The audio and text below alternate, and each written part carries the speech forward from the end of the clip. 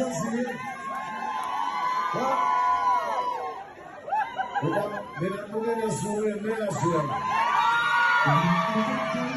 Súbeme. I love you too, I love you too. Vive.